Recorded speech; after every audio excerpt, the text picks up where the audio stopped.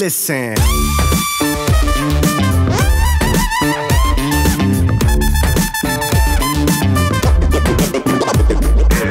Bonjour à tous, samedi 29 juin, on est ici dans le jardin de Cybèle, le théâtre de nombreuses festivités pendant ce festival Jazz à Vienne. Et on revient tout de suite sur les plus belles images d'hier. Le festival a démarré en fanfare, vous allez voir.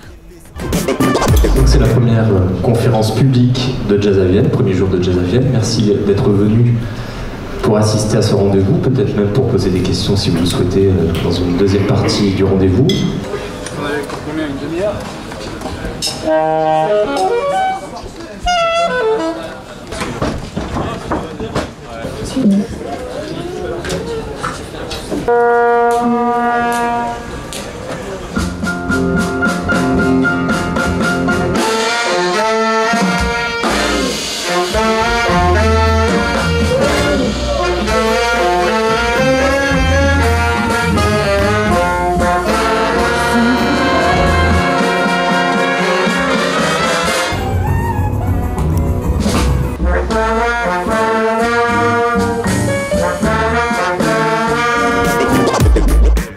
Et quoi de neuf pour aujourd'hui? On passe au programme du jour avec le pianiste et compositeur Chilly González, avec également Chassol et Gogo Penguin en première partie. Et ce sont d'ailleurs les coups de cœur du directeur artistique Benjamin Tanguy.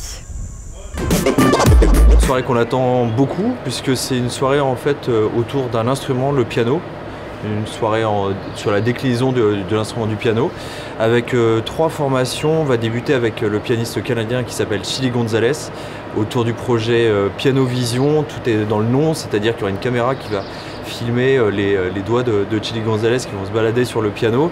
C'est un pianiste qui a beaucoup d'humour, un ton assez décalé, avec aussi une façon très intéressante d'apprendre le piano, avec toujours avec un univers assez pop, mais en même temps une exigence musicale assez forte. Il y aura également Christophe Chassol autour de son projet Ludi. C'est un musicien qu'on accueille aussi du coup sur le concert dessiné qu'on a présenté aussi à Angoulême en janvier dernier. Et là, qui vient présenter son tout nouveau projet autour du jeu. Il avait déjà travaillé sur l'Inde, sur la Nouvelle-Orléans et sur la Martinique. Là, cette fois-ci, c'est le jeu. Toujours sur un travail entre la vidéo et la musique, un travail assez original.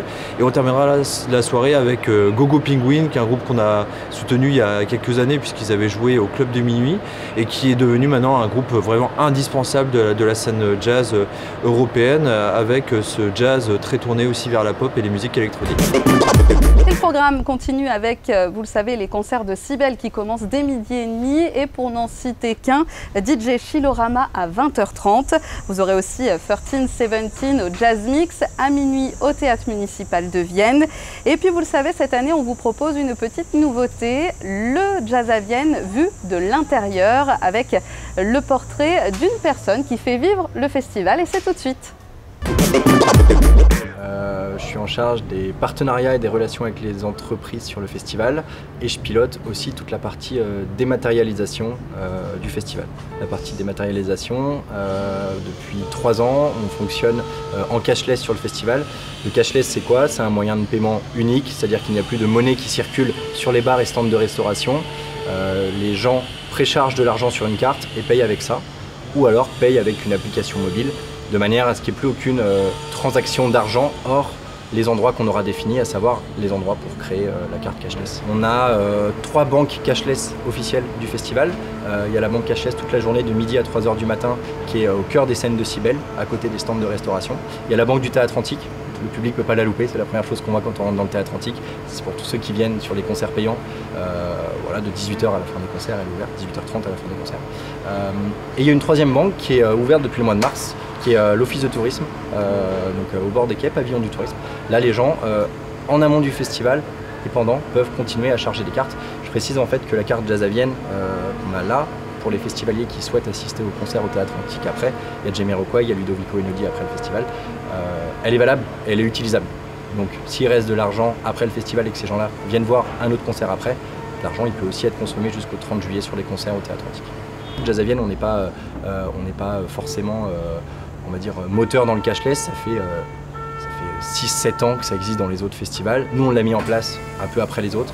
ça marche. Techniquement, il n'y a aucun problème.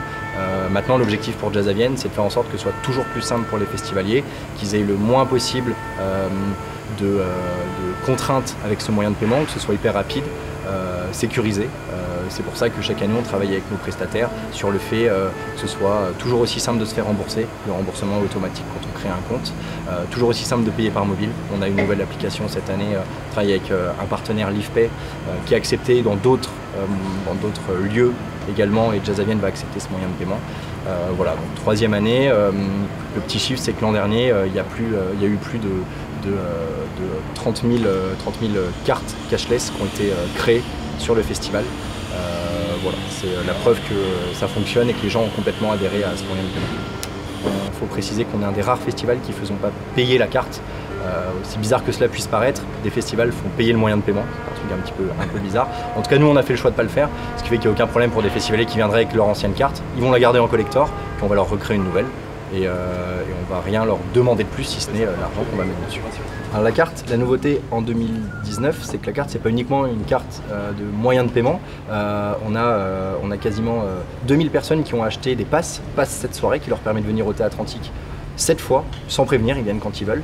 Ils ont reçu une carte à peu près similaire à celle-ci. Et dessus, en plus du moyen de paiement, il y a l'accès au Théâtre Antique. C'est-à-dire que maintenant, la carte fait moyen de paiement, il y a un QR code derrière, ils sont scannés à l'entrée, on sait qu'ils sont venus, voilà, ils peuvent venir une fois par soirée. Donc à l'avenir, en fait, cette carte, ce ne sera pas seulement un moyen de paiement, pas seulement un accès au Théâtre Antique. Peut-être que dans 5 ans, ce sera un moyen de prendre des vélos éphémères, parce qu'il y aura des vélos éphémères pendant le festival. Ce sera un moyen de recevoir des cadeaux, ce sera un moyen d'accéder aux autres concerts que fait Jazz à Vienne tout au long de la saison. Voilà, on est à l'étape 1 de la dématérialisation. Quand on se reverra dans 5 ans, avec ça, on fera beaucoup plus de choses, à mon avis. Et rendez-vous donc demain pour une nouvelle journée de festival, ici à Cybèle, mais aussi sur la grande scène du Théâtre Antique, et puis partout dans la ville, puisque le festival Jazz à Vienne rayonne partout à Vienne. Et Jazz Actu, c'est demain à la même heure, toujours sur Vienne TV. À demain. Listen.